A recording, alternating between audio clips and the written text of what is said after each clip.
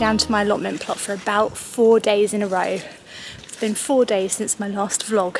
And you never quite know what you're going to see, what you're going to find when you get down here after 4 days, especially in August. Someone's doing some strimming, excellent. Mind you, that'd be a pretty big strimmer, wouldn't it? Maybe it's not strimming, sounds more like drilling. Right, let's assess the damage. Sweet peas are flowering very nicely after I've cut them back, fantastic. I can see over there we've had a sunflower casualty. That's the first thing I can deal with. Look at these lovely sweet peas. So I don't know if you remember this, but I cut all of these sweet peas back by about a third, maybe half some of them, and I cut all of the seed pods off and they flowered beautifully.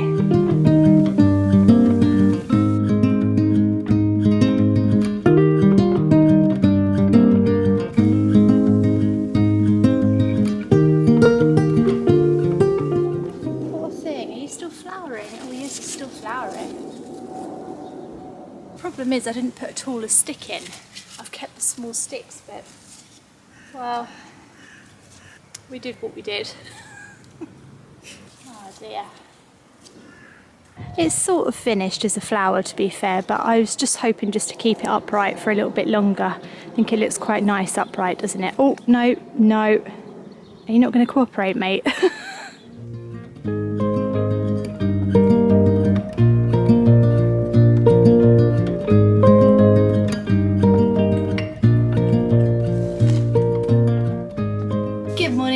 Welcome to my allotment diaries. My name is Emma. These are the allotment diaries. Like I said, I've not been here for about 4 days, so you never quite know what you're going to get when you get to the plot after a few days away, especially at this time of year. It can always be a little bit hit and miss, really. You don't know if something's collapsed, you don't know if something's been on the plot and sort of eaten everything. I have had a fox and he has dug a few things up, but nothing substantial, so it's all good. Tomatoes are looking good, they haven't fallen down again, probably because I actually pruned them and cut them back a bit. Still think it was a tad too early to do that, but I had no choice because they literally fell down. And very excitingly, my favourite tomatoes, which I don't actually know the name of, I think actually, are they Coeur de Bleu, something like that. My favourite tomatoes are starting to change colour. I say they're my favourite. It's only my favourite because it's a different shape to the others, and that sort of interests me a lot. But it is starting to turn, you can see. The big one, do you know what, actually it is starting to change colour. You probably can't see it on camera, it probably looks green, but I can see just a hint of like yellowy where it is going to change colour. I am determined to ripen these in the greenhouse on the vine. I just want to do that. It's just my challenge, to be honest. And then lots of these big ones are starting to change colour, and you can look, if you look around here, you can see lots of little pops of red.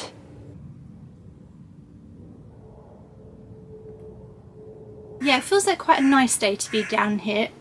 Do you mind? Feels like quite a nice day. It's overcast today, but yesterday we had a lot of rain, like a lot of rain, and a huge thunderstorm, which was actually lovely because it came sort of early evening while we were all having dinner, and it was just really nice. It kind of like had autumnal vibes to it, and I'm not supposed to say the A word at the moment.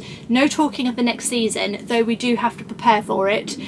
But let's try and stay focused on the now, the present. Also picked up these for Einstein and friends. These are actually not mealworms, they're calci worms, I think.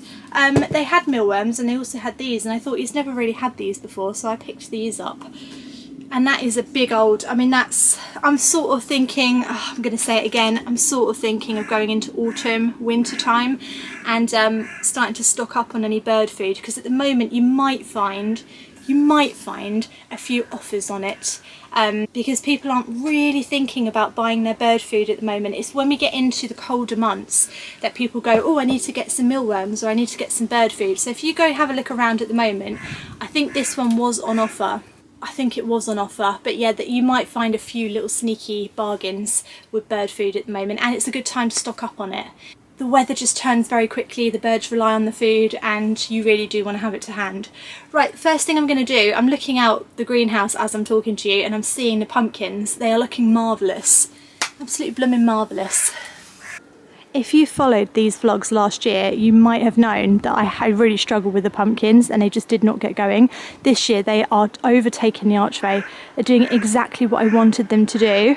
We're getting lots of flowers on them. I think there's two types of flowers. There's a male flower and a female flower. The female flowers will have like a little ball on the end of the flower there. And that is actually the pumpkin, whereas the male flowers will not have that. And yeah, we just let the bees do it really. The bees can sort it out, they know what they're doing. There should be another pumpkin down here. Ah, where are you going? You seem a tad confused, mate. Can you see what your friends are doing? They're going up, aren't they? Can we possibly do that? Can we go that way? I might need to tie this one in. I don't actually just grow them up because they look cool, though they do look cool going over an archway.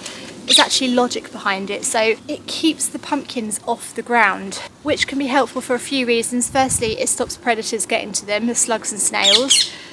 Though they can climb to great heights, as I found out many a time before, you don't get as many slugs and snails at the top of an archway. Also, it keeps the pumpkins off the ground, and when a pumpkin sits on the soil, it can rot very quickly, might I add. So it's an excellent idea to get your pumpkins up off the ground, and if you're growing them along the ground, put something underneath for developing the pumpkin, something soft that's not going to dig into it and cause ridges. Something like, you could put some straw or hay underneath it, or you could get like a little mat, like a little doormat, and cut it up, something just to keep it off the soil, just so the pumpkin doesn't rot, because that's the worst thing that can happen really. I mean, the worst thing that can happen is they don't grow at all, as I found out last year, but this year we're doing absolutely excellent. Very happy. Well done, guys. Gold star.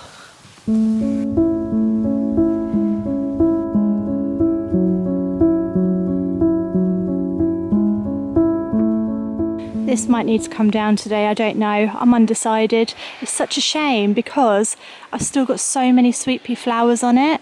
So I really want to save it because I think the pollinators will just love these. It's just one of those structures that, again, I didn't quite make strong enough. Don't know why.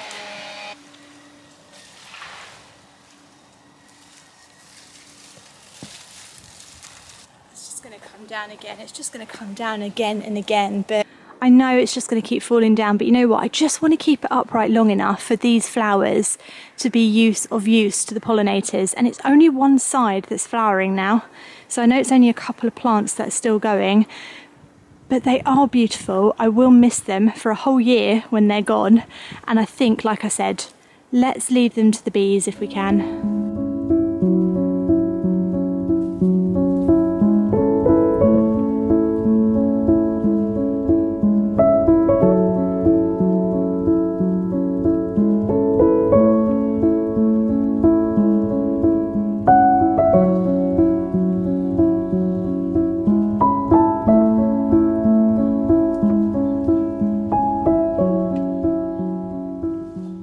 The new carrot bed ready to go. I've got some carrots ready to go into it, so that's what we're going to do today. I got some compost to put into it. I brought it down here and something's obviously been digging in it, but you know what, when I got here I was like, oh no, something's been digging in it, and then after I thought for a minute, and then after a minute I was like, oh okay, something's been digging in it, so it's a good reminder to me to make sure I cover this bed with some netting. So I'm usually absolutely terrible at remembering to cover things over straight away. I'm just so lazy. I plant something and then I just wander off and do something else. That is an excellent reminder to me that if I do not cover this bed when I've sown carrots into it, something will come along and dig it, and I think it was probably the fox. I have to tell you that I did see the fox this morning, and he ran across my path and he had what I can only describe as a small rat in his mouth. So he's found some food and he was scurrying off to eat it, but he's been, what's the word? Lingering around here, loitering. He's been loitering around the allotments, causing all kinds of mischief. But that's exactly what we like him to do. I think they're chopping trees down. I can hear trees crashing down. I think they're chopping down trees again. I hope that's not on the allotment again. Sorry guys, the bird has turned up, so we're going to have to be interrupted for a minute before we do the carrots. Oh, there he is. Alright, okay, alright. I've got something for you. I really have a feeling he's going to like these. best friends. God, blow, look at all those. There's hundreds of them. Then, yeah. Tell you what as well, they smell like peanuts. They smell like peanut butter. Delicious. Go on.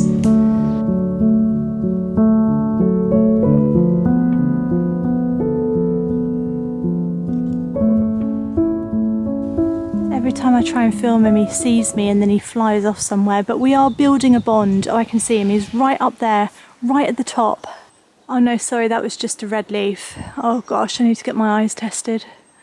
So obviously, for obvious reasons, carrots quite like easy soil that they can push through so they don't go all twisty and bendy. I know it's a good idea to add horticultural sand, but I couldn't actually find any in the garden centre. They just sort of didn't sell it, so we've just got multi-purpose compost.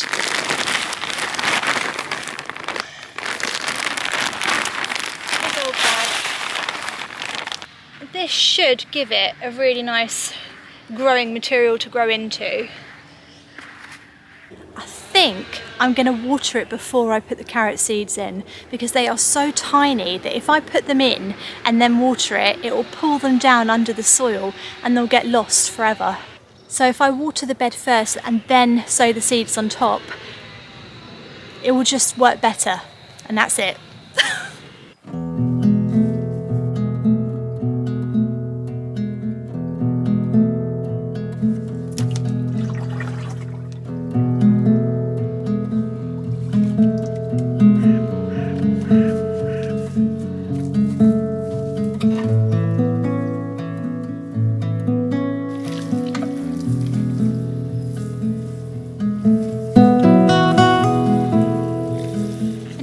We can sow our carrots. So I'm sowing these ones, which are Amsterdam Forcing 3. Apparently they're quick and easy to grow.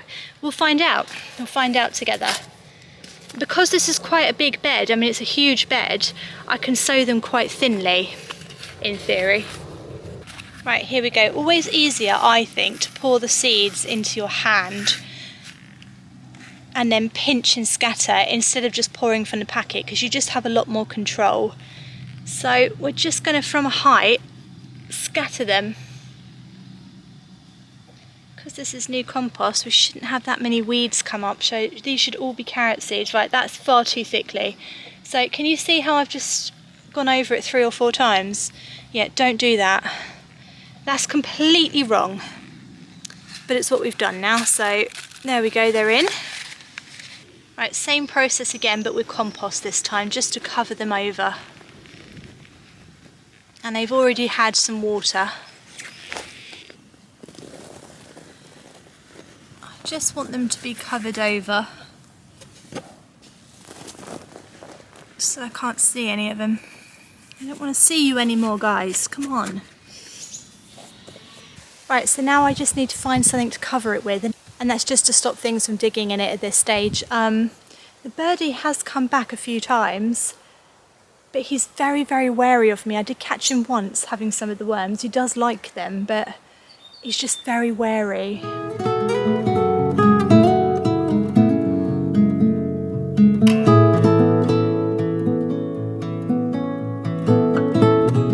Okay, I can see a little bit of netting in that green bag there, but there is a huge spider web in the way, and I just don't know if I can physically cope with this today. I don't know how I've managed to put you there, but enjoy your life there, because you're never getting out again. Right, I can't do it with my hands, so I'm going to find a stick. Oh, this stick. Oh, Jesus Christ, I can't cope with it. I just can't do it. I just hate them so much. I hate them, I hate them, I hate them. I hate them, I hate them. Can I just have this net, please? Please, can I just have this net? Oh, God. There's nothing I can do. Guys, this shed cannot be saved. This shed cannot be saved. You know what? It's a job for the autumn. In the autumn time, the shed is coming down with everything inside it. With everything inside it. I'm just going to... What is that? It's a plant. It's a plant. I'm just going to smash the shed to the ground and burn it. I'm actually trying so hard to sort of overcome this fear I've got of spiders, but it is a genuine fear, guys. I'm genuinely scared of them. I've always been scared of spiders, and when I took this allotment plot on, I did know that bugs would be a big problem. I can't just not be scared of it. I'm trying very hard, and you can't say that I'm not trying because I'm exposed to it all the time, and I'm still blooming scared of it all, so it's not, exposure therapy is not working for me at all. At all.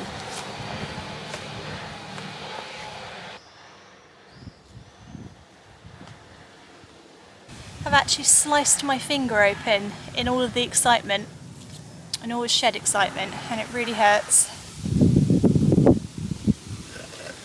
It's just a deterrent to stop them from sort of easily being able to get to it, because sometimes if you just make things a bit harder for them, that's sort of enough. Also, thought I'd show you these quickly. These came with something that I ordered. I don't know what it was that I ordered, but it came with them, and they're just little... There's so much plastic on them, there's so much plastic. It's not like hook things, I don't know what they were for. Even the thing that I ordered, I don't remember what it was, by the way, I have no memory of it, but I remember thinking the thing that I ordered didn't require these, and I was like, what on earth are these for? So, they're different lengths as well, isn't that weird? What is that? They're all different lengths, they are. So there must have been a very specific purpose for these, of which I have no idea what that purpose was. I couldn't even begin to guess, but I just looked at them and thought they're great for the allotment. So I thought it'd be good for keeping the netting down like that. I mean, it is good for, well, yeah, it is good for that. It is good for that. I don't know what on earth else they would be for. What an interesting little invention. I mean, someone must have really thought this through. Someone must have invented it and thought, right, we need this one to be shorter than this one, we need it this width, we need this, it needs to curve, and I've just taken it and gone, what on earth is that, you know? Right, excellent. Carrots part 2, in the ground, ready to go. Fingers crossed these ones work a little bit better than the last ones.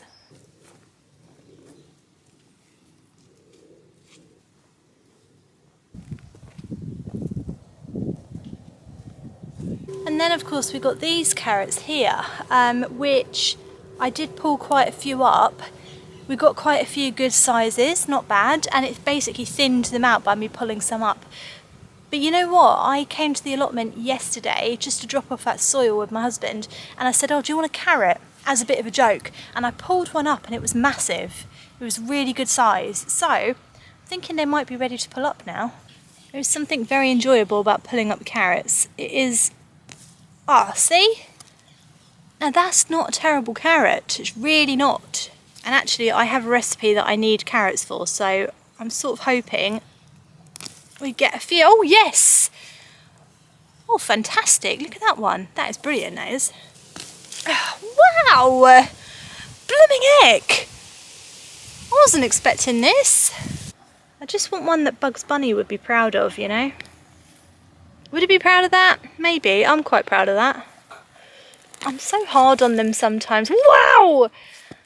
Look at that one! God, that is a whooper of a carrot, that is. That is fantastic. Okay, good. Come on then. Yeah, sort of teeny tiny spindly ones, but all together they sort of make up one complete carrot, do you know what I mean? Yeah, it didn't do so well in the middle. Interesting. Interesting.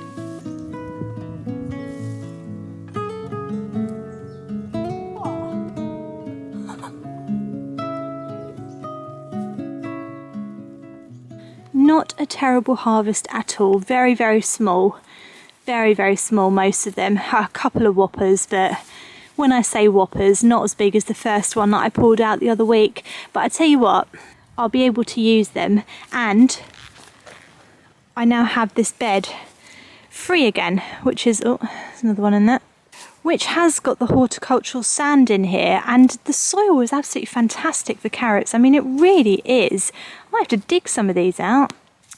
But what I'm going to do is sow another round of carrots.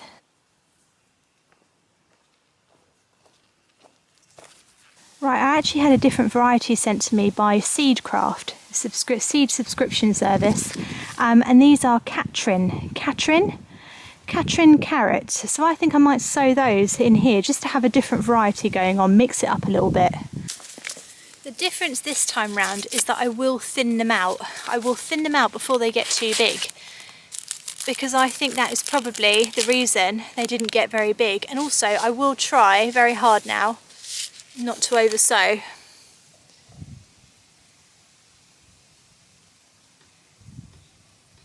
I did say I'd try. Right, I think that's a lot less than I would have normally put on. Right, I just rough them all in like this, so they go just under the surface but no deeper.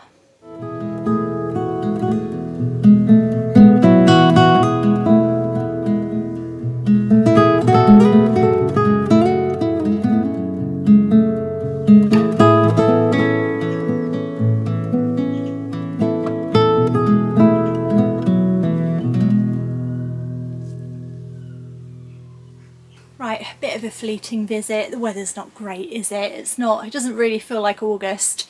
We do have to also keep in mind that autumn is coming. I said it again. I've said the A word again.